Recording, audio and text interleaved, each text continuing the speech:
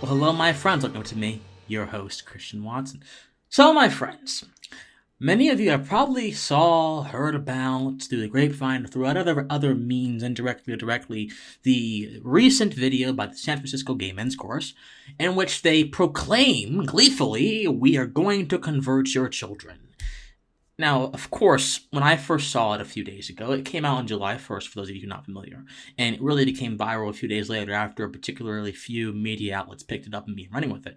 But when I first saw the video, I thought to myself, well, I mean, there has been a refrain throughout the political conversation for a very long time that gay people have an agenda, and this agenda is to convert people and to harm children and to destroy society and to destroy everything that is good and right. And I've always thought those claims were nonsensical and they were prejudicial and had no basis at all in reality and had a lot of basis in abstractions. However, I didn't suspect that someone who said this, and may have said it in a tongue-in-cheek way, would get such backlash. I didn't suspect that. So, a lot of people have been speculating that this is actually an attempt for them, for the Gay Men's Chorus to say, that they are actually trying to convert children. There have been a lot of folks saying that this is creepy, that the video really shows what the gay agenda is all about. And I just want to say a few things about this, my friends. Number one, sometimes our interpretations make fools of ourselves. Sometimes our interpretations put limitations on our knowledge. There is an old dichotomy in philosophy between knowledge and opinion, and this is the sort of Platonic ideal of discourse. And so Plato basically said that if there are two people who are in disagreement on any topic, obviously one of them is correct, one of them is wrong, or most certainly one of them is ignorant. They cannot both be right. Plato believed in the form of the truth, the sort of objective truth. Now, I don't think the truth is a form. I think the truth is like a material thing that we can see in reality. I don't have to go to some sort of abstract realm to understand the truth. So I can understand the truth through observation and through coaching my observations through reason. This is the belief that is recognized by people like John Locke and things of that sort. Now, having said that, a lot of people are simply using their opinions to try to produce knowledge of the situation. There is no evidence that the Gay Men's Chorus actually wants to convert children. There is evidence, however, that they may not necessarily be opposed to attempts to socially engineer a certain kind of idea. I'll get to that in a moment. Now, if you already believe that gay individuals are predisposed to convert children, what I just said to you may not matter. What they said to you may only matter insofar as it confirms your opinions. And this is the wrong perspective to take. Because again, you're interpreting what they did through your intuitions and not through actual empirical fact. If we look at the empirical dimensions of the video, the music video, which I'll link down below, it's very obvious they are being tongue-in-cheek, even if the lyrics may have some degree of truth to them, to their desires or values. But the thing about desires and values, my friends, is that we have no proof of any desires or values until someone shows them to us. You don't know that I value liberty and freedom or individualism until I tell that to you. You cannot tell that from my complexion, which is why I think there is a dimension of knowledge that is hidden within the heart, within our emotions, that may not be apprehendable to our senses. So we have to learn how to go beyond the confines of our opinion and investigate the roots of things so we understand what's going on. I have no indication that the Gay Men's Chorus actually wants to convert children. I do have indication that they do not like people who have disagreements with homosexuality or homosexual lifestyles, and that they do want to snub those people in whatever way, whether that be satirical or otherwise. That much is clear.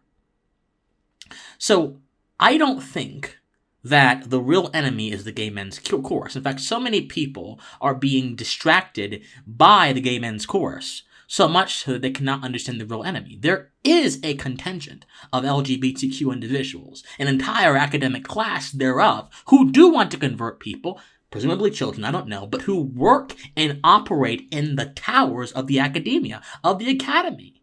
They work in the academy and they push these ideas out in a spirit of activism. And these are the adherents of queer theory. These are the folks you need to really worry about.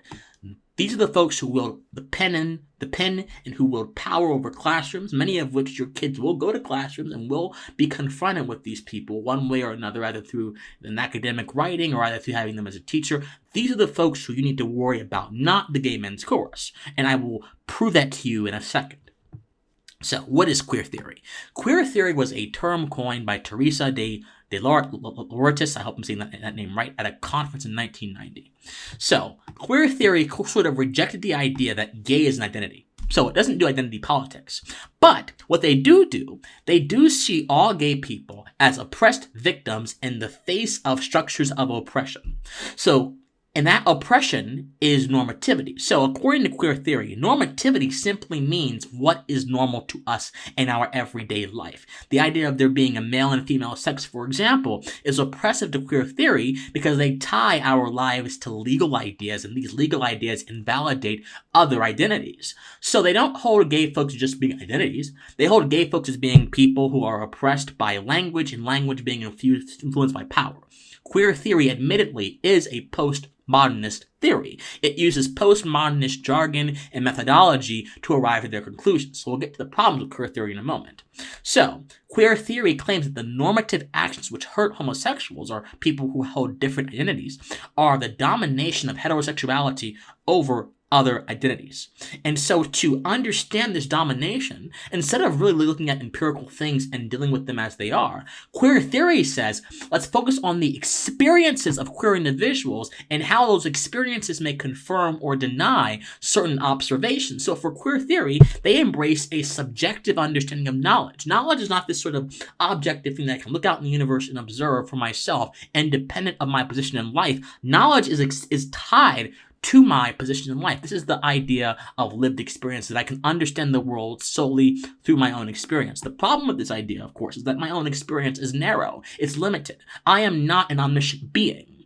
And if you're going to understand the world as this broad tapestry of complex actions, complex things, whether it's ecosystems, whether it's political systems, whether it's cultural groups, whether it's language, whether it's love, all of these different varieties of things, if you're going to understand this vast world through a simplified paradigm, which puts my sexuality and puts my identity at the forefront and everything else that may not have anything to do with that at the back front, you are narrowing and limiting my ability to interact with the truth. I no longer see the truth. I see my own image. And like Narcissus, if I keep seeing my own image, I'll never escape it. I'll never be able to see beyond it. And that sunk him. It'll sink us most certainly too. There's not a single person who ever built a civilization, who ever built anything, who ever created anything, whoever did anything, who progressed through the lens of their own experience. They progressed because they saw beyond their own life. They saw concepts out there and they used them.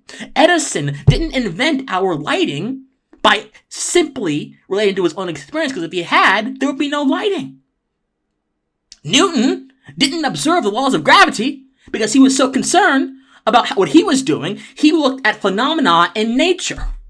Every single practice which has established our civilization, which has given us the nectar for our theories of knowledge, which are objective and based on objectivity, the scientific method, all of them are predicated upon the objective world. But this queer theory wants to condense that, phrase everything through power, and structures, and systems, and put me at the forefront. It wants to make me the god of knowledge in my life.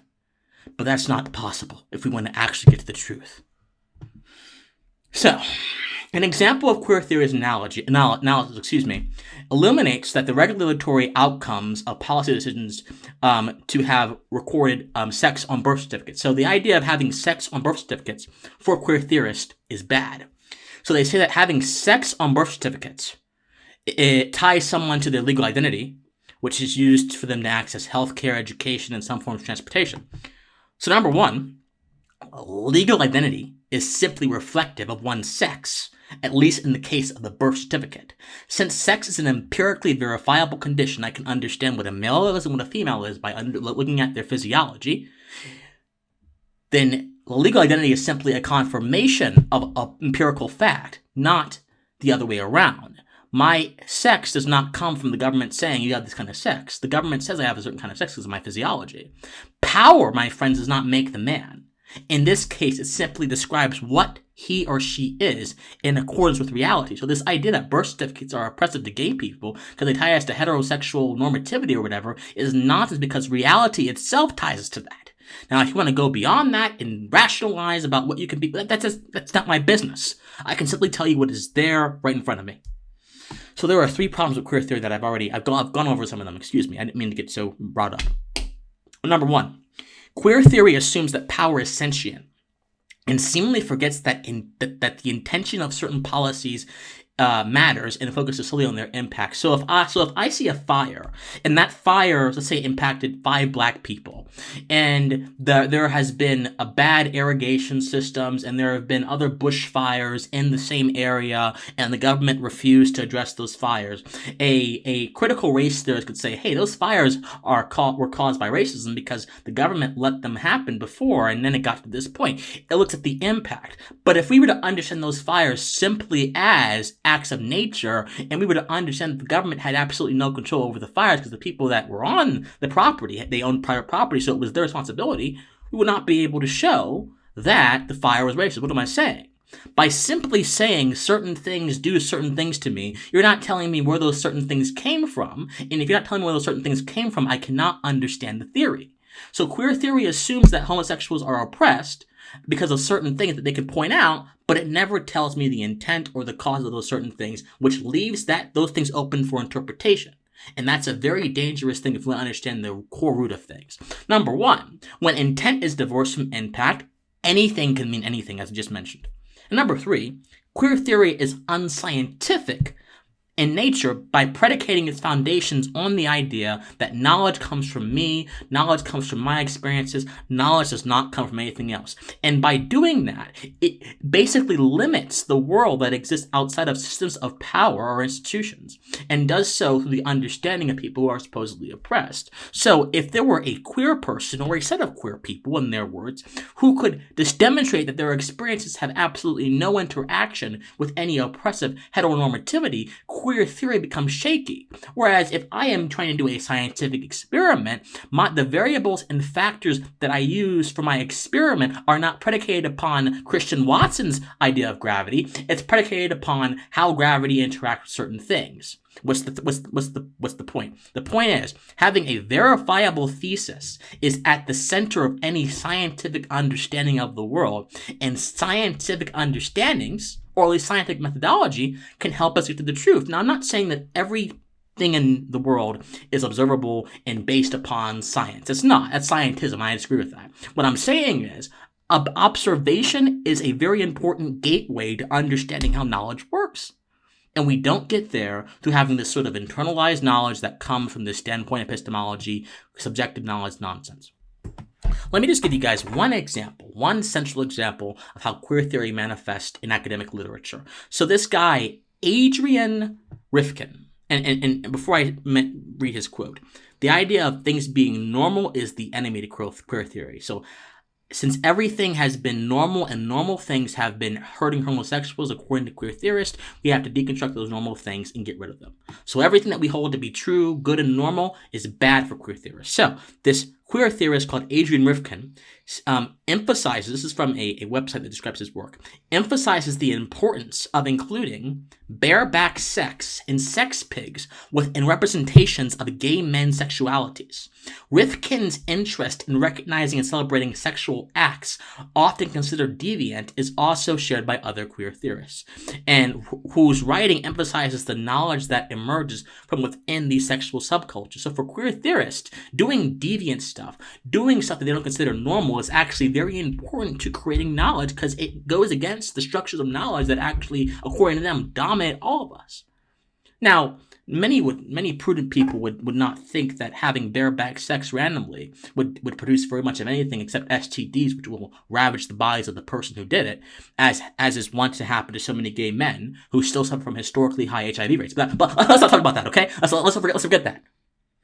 Everything for these people is about deviating, quote unquote, defying, and rebelling. None of it is about understanding or preserving things. And if you're going to have any ground to deviate or defy, you must first preserve and understand. If you don't understand what you're deviating from, then you might as well be deviating from a ghost, because you cannot see it, you cannot interact with it, and the outcome will be very different from how you suspect. My friends, there is no gay identity. There is no gay person whose life is formulated by institutions and structures. There are only individuals who exist in a world and who interact with certain tools like institutions, but make those tools mean what they want to mean to them. I will never let any law make me mean something for me. I determine what is meaningful to me, and I can access my value, my objective value as a human being through reason, independent of identity. I don't need queer theory, and no one needs queer theory to understand the world. We need to get rid of it to understand the world, actually. So no, the real enemy is activist queer theory, which wants to change how we see people and individuals, not the gay men's chorus in San Francisco. Think on it. My friends, I love you. If you love me, please, patreon.com/PhilCWatson or PayPal, PhilCWatson@gmail.com or ChristianWatson.locals.com or join my Discord in the link down below. I love you guys so much, and please stay pensive. Bye, guys.